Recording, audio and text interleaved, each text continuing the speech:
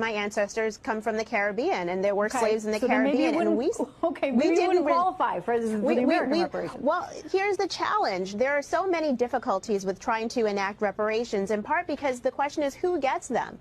Potentially, I could fall into that category. I honestly have called a pipe dream in the past, and I think that's what it is. Well, it would be nice if there was an elegant, simple Flavor. San Francisco, they're looking to pay reparations for black people. Should Americans pay for reparations? Why is it just for black people? I think it's to right the wrongs of previous injustices such as slavery. Is it a trial or a study? No, I think it's just a bill that's being proposed. Oh, okay. There's other things in the world and in San Francisco that need to be addressed. Do you think reparations would de-incentivize personal responsibility and hard work, or would it have positive effects? I don't think it would have positive effects. Things are really heating up in this country in regards to reparations.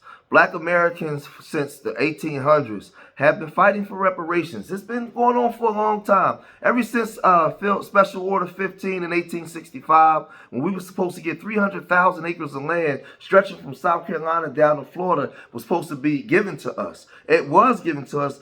Some of our people even started the bill on the land, but at some point, Andrew Johnson rescinded the bill and took all the land back. And since then, we've been fighting. We've had the pensions bill of the late 1800s, the Colley House bill. We go into the 1960s. We had the Black Manifesto bill, the post-1990s bill. We've had, HR 40 with John Conyers. We've had all kinds of bills on the Congress floor. But we've gotten nowhere with it, right? But you have a lot of immigrants that come into this country and they speak out against us. And they don't want us to get reparations. So you've seen the Asian woman, right? Now, this is the thing. The Asian people got a lot of nerve because the black American, foundational black Americans in this country, we have funded the American dream for the Asian, for the Korean, the Chinese, the Japanese. We have patronized their stores, their nail salons, the weaves, everything. They've made trillions of dollars off of us in the last 60 years. But yet and still, they'll come and have the audacity to say that we don't need reparations. Well, we just have our people talking like this. Every time we say reparations, somebody panics like we just asked for their entire inheritance. But here's the truth. This country has already paid reparations, just not to us. And not just once, multiple times. So let's stop acting brand new. Reparations are not about guilt. They are about debt. America's been in the red with black folks for over 400 years. And it's not just slavery either. It's everything after. Stolen wages, stolen land, the GI Bill we were locked out of, the homes we weren't allowed to buy, the neighborhoods we were pushed out of. My grandparents in Virginia had a big house. They built something themselves. They held it down. But do you know what's there now? A highway. Because the government decided that their land was disposable, but convenient for development.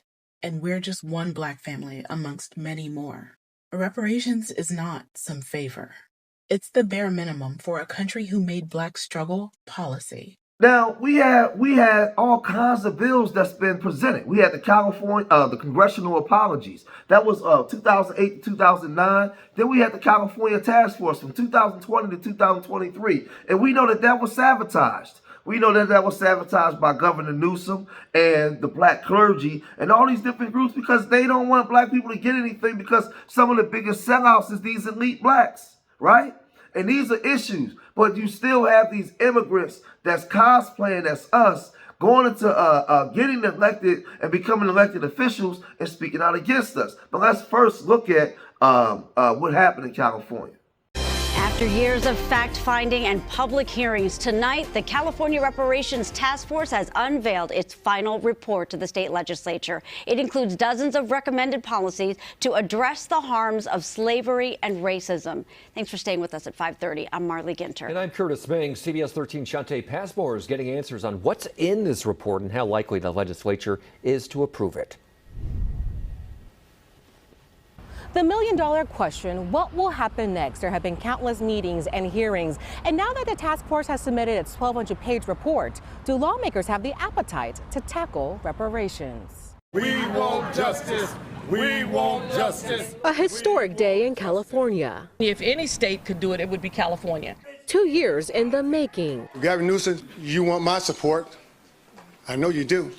But today I need yours. But reparations, a crossroads America has seen since the introduction of 40 acres and a mule. The state does not owe us reparations, the federal government does. I've gone one-on-one with members of the First in the Nation panel several times since it embarked on this journey. How are we confused on who should receive this repair?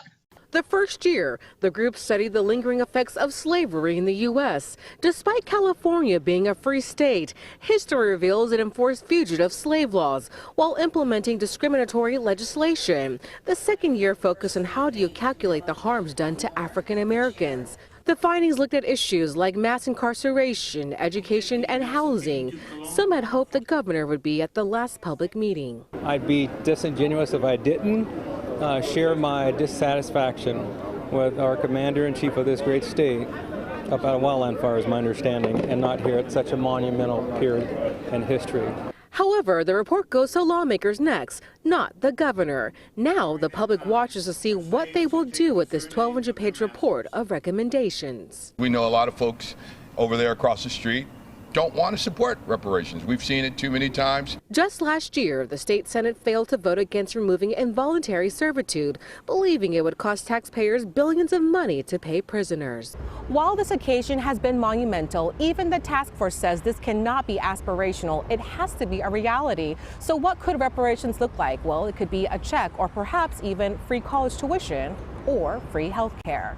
See, I knew that was going to be a no-go out there because black stuff doesn't make up enough of the population in California to really get things going. And the Mexicans out there are hating hard.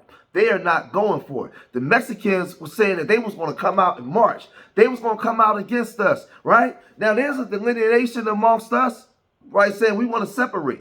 And you have blacks, a lot of black people, copping pleas. But you have these Mexicans out there on the West Coast that don't like black people, right? And they're talking like this. Gee, brother, you better turn your radio back. So we think about these Black Lives Matter that they want to be paid for being, what is it, slaves and all that? Reparations. Yeah, there. Are you talking about reparations? Well, I heard they passed in North Carolina. Yes. But it was a small little town in North Carolina that passed reparations for whoever's over there. I'm sure they'll try to do something out here in California. I think they already actually got a little board going that they're going to start looking into it. So yeah, and that's what we, the Raza, need to step up, protest, and I'm talking major, and turn around and tell them, no, nobody gave reparations until the Native Americans and the Mexicans get ours first. We've been going through this crap a lot longer, so I don't want to hear it. Because it's not fair, dog. How are you going to give a bunch of money to a specific group, dog? This is the United States, a melting pot. How are you going to give it to a specific group? Because right now they've got the white people with so much guilt. It was your parents. So you have these racist Mexicans. But then you have these, I don't want to call them tethers, right? You have some that are tethers that undermine us, that talk down on us. But then you have other immigrant groups, this Nigerians and people that come from the Caribbean. They're waking up because they seen that we separated. They seen that we saying, no, you no longer can come in our house, extract goods from our house, but then fly your flag and want to separate yourself from us. When we got our arms wide open, letting you come in. We let all y'all ingratiate yourself into our culture, and you came in and took a crap on us. And then had the audacity to turn around and say we don't have a culture. Then had the audacity to come here and don't study the history of the people you benefiting from. Like it gets real crazy. So now when they hear us speaking out and punching back, they're starting to come out now and make videos where now they're speaking out on our behalf because they understood the whole time. They try to act like they didn't know our history, but they knew the history. They just didn't respect us. Yeah, so I'm not a black American. I'm an African American. I'm a first generation American. My parents are from Kenya. I was born in the U.S. I consider myself black. I would like to be a black American, but I know that I'm not. I know my roots don't go to this land as much as the actual black Americans do. But I want to say something. People of color in America, not black people, people of color, Africans who come over here, Somalians, Hispanics, Asians, people of color who come to America, when are y'all going to start listening to the black people? They've been here forever. When they tell you that these guys, when they tell you these Republicans ain't on your side, you just think, oh, I'ma just vote my way into their side. It don't work like that, bruh. It don't work like that. Why you think there's no coon behavior in the black community? And when there is, they're kicked out. Candace Owens can't come back to the black community now. And she crashing out. And she got no community to come back to now. You got the president of the United States saying that Somalians are garbage, their children are garbage, and they don't do shit. And the Somalians, CNN and said the Republicans, and they will still vote Republican. I am a Nigerian man, but there are two things that make me truly embarrassed of being Nigerian. The first thing is how white supremacist Nigerians are as a collective. And the second is how very comfortable Nigerians are with the current state of Nigeria, in spite of the fact Nigeria. Now, I will give grace because I understand that we have a long way to go. And it's not easy being a black person in a white supremacist capitalistic world. So I will give grace because we as a black collective will still have ways to go. However, there are so many things that Nigerians can learn from black Americans. For example, did you know that once upon a time in the United States of America, black people were not considered humans? They were considered property. I don't think you understand. Like, black Americans who occupy America today, once upon a time, they were not considered human beings at all. Just that is that their ancestors built America, yet they were considered less than humans. But guess what they did? They fought back. So in the 1800s, there was a civil war because some people wanted to make sure that black Americans remained properties. And in this civil war, more American soldiers died than any other war that American soldiers have died in combined. Let that sink in. Only because black Americans just wanted to be seen as humans. That's it. Black Americans were not asking for too much. They just wanted a space where they can survive. That's it. They understood that they couldn't go back to Africa because that tie is already broken. They couldn't go anywhere else because they don't know anywhere else but America. America is all they know. And in America, white still has power. They were not trying to fight or drag that power with white. They just wanted a safe space for them to raise their children and just do their own thing. However, with Nigerians do not fight Nigeria because Nigerians believe that the white man's ice is colder. The average Nigerian does not believe in Nigeria, even though we like to pretend that we are proud to be Nigerian. Giant of Africa, all kinds of foo-foo shit. The average Nigerian is looking to leave Nigeria by fire, by force, to go to America, to go to Canada, to go to UK. Why is the average Nigerian trying to run to America? To enjoy the benefits that black American ancestors have fought and died for you, so that your black ass from Nigeria can be considered a human being, so that your children born on American soil will be considered American citizens with equal rights to whites, because you do not truly believe in Nigeria. That is the power of the audacity that came from them fighting back. Imagine if all Nigerians, both home and abroad, stopped looking at immigration as the solution and start fighting for what is truly ours in our home country with the exact same audacity or more. Hey, Father, just imagine what Nigeria would look like for us and our children yet to be born. Most immigrants, if not all of them, they all fell for the okie doke. Let me tell you what, right? Most immigrants are coming to this country for a better life or to chase the American dream, right? But there's a people in this country who has not experienced that. They've been disenfranchised. They have their communities and their schools defunded. They've been abused by people of authority, police officers, politicians making laws against them for no reason at all, just to fit into the buddy club, right?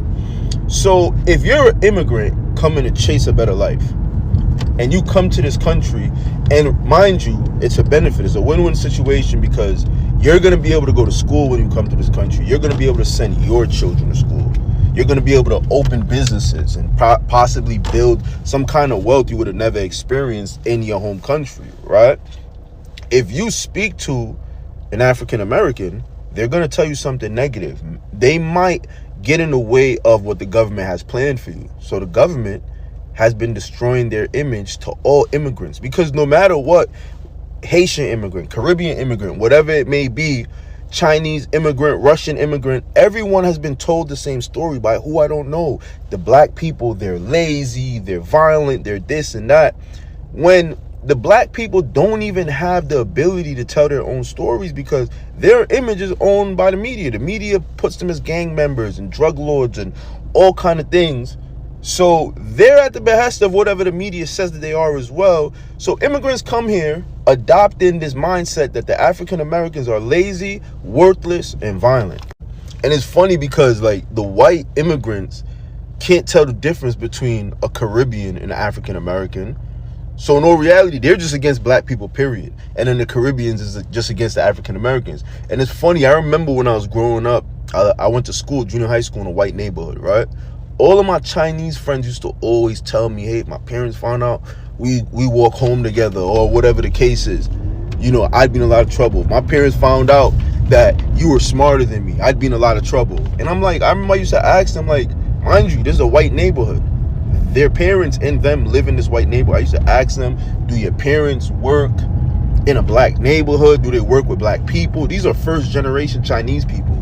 So they don't. They work in stores and stuff like that. They don't have no career path or nothing like that. But they're still letting their children know, stay away from black people. So you see them now trying to ingratiate themselves. Now, don't get me wrong, because I'm fair, right? I live on the East Coast here in Philadelphia, so you do have a lot of immigrants that are 10 toes down with us. That's not tethers. But then you have a lot that are tethers, that speak out against us, that's not riding with us. They say, look at them lazy N-words over there. They got all kinds of names for us, right? They go and they set up their own communities separate from us. They don't rock with us. I grew up in old school Philly. Old school Philly, you had Jamaicans, Trinidadians, Haitians, all kinds of groups. But it wasn't like New York City. We all lived together. You didn't even know that they was Jamaicans or Haitians until you went to their house, right? They ingratiated themselves into black American culture, and they was one with us. That's the way it used to be. Not no more than the last 20 years, I started seeing them come in, set up shop in their own little communities, create their own little conclaves separate from us, right? And now you have a whole generation of these immigrants talking like this against our reparations. My ancestors come from the Caribbean, and there were slaves in the Caribbean, and we didn't qualify for the American reparations. Well, here's the challenge. There are so many difficulties with trying to enact reparations, in part because the question is who gets them. Potentially, I could fall into that category. I honestly have called a pipe dream in the past, and I think that's what it is. Well, it would be nice if there was an elegant, simple solution to all sorts of complicated problems. You're not actually talking about how to fix those problems if you're only talking about reparations. If we're only debating how we're going to parcel out responsibility for something that happened more than a century ago. And we're probably never going to do this. It's not clear to me why we're pursuing this thing. Is it fair that there's no reparations, no restitution, nothing? Should the Irish get reparations, by the way? Irish need not apply signs when they came here during the progressive era. Sure. I mean, how far do we want to take this down? Are we acknowledging that there are ugly spots in history? Because 60% of the world would be entitled to slave reparations if you wanted to play that game. Well, here's a fact. Slavery ended 154 years ago. It's been a long, long time since we had slavery in this country. And you have people like my family. I'm black, but my family came to the United States in 1962. My parents are from Costa Rica. Do I get a check? I did a couple of essay contests that I actually won.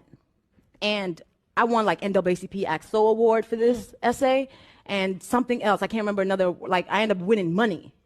And the essay was, do you think black people should get reparations?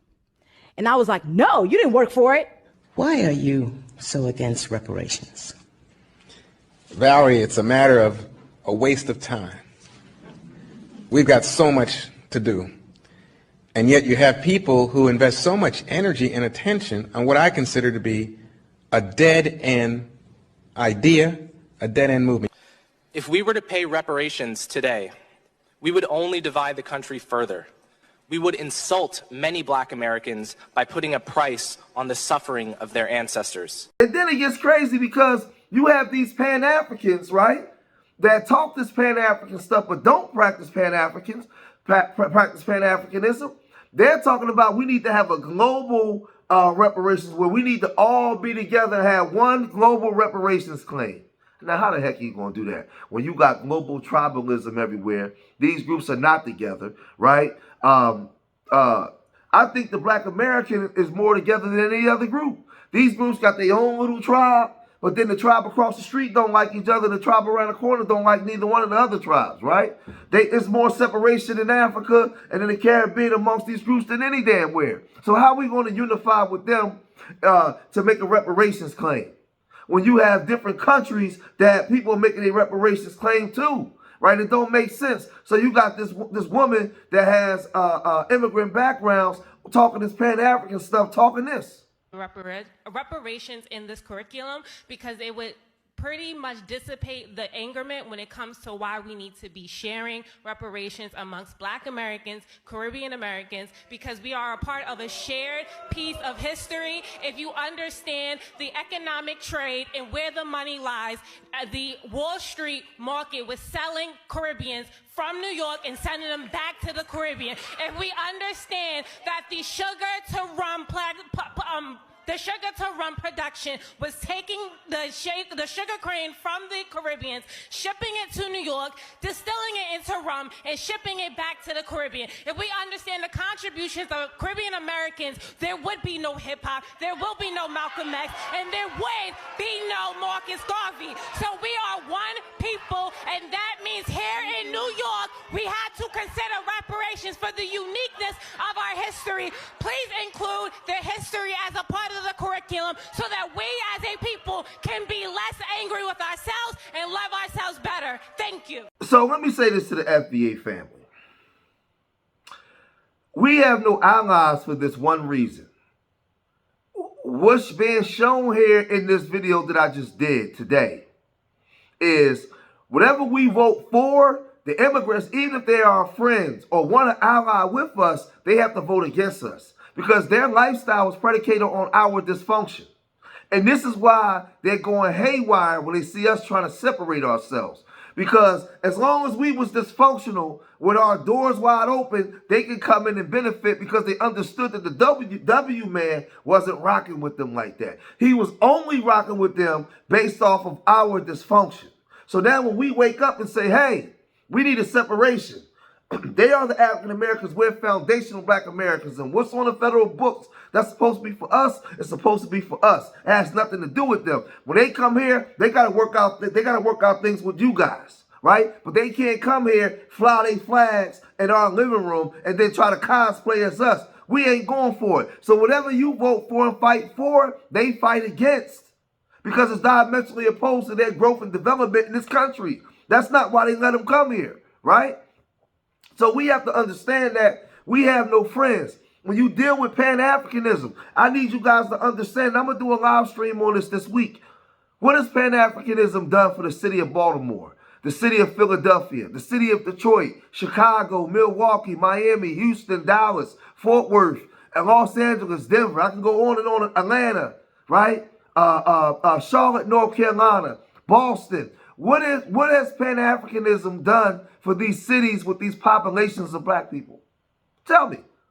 It's done nothing. So the funny thing is, they come on here, the Nation of Islam told you to do for self. Do for self. When you go in these Black cities like Baltimore, Memphis, Philadelphia, how come the Nation of Islam don't own all these gas stations? Right? So what I'm telling you, FBA family, we don't have no friends. George, what does that got to do with the video you making? Because we got even FBA people that's part of our lineage that's not on our side. That's why we got an uphill battle, and we got these immigrants that speak out against us, and we got our own lineage of people that can't stand FBA. You don't like Tariq Nasheed, but let's take Tariq Nasheed and foundational Black Americans off the board for a minute. And let's deal with the Black Church, the Nation of Islam, the Black Muslims, the Israelites, the Moors, all these different groups. What have you produced in the Black community to stop gentrification, right? To boost the education levels of reading levels of Black boys and girls in the community? What curriculums have you put in place? What systems have you put in place? But the funny thing is, you got the audacity to call Tariq a scammer.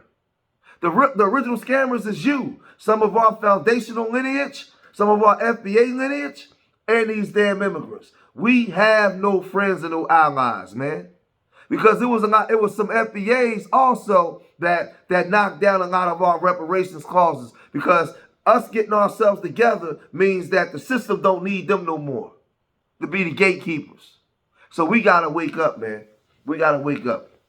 If you made it this far in the video, hit that like button. Subscribe to Street Media TV. Leave your comments in the comment section. Let me know what you guys think. Remember, I love y'all. Till the next time. Peace.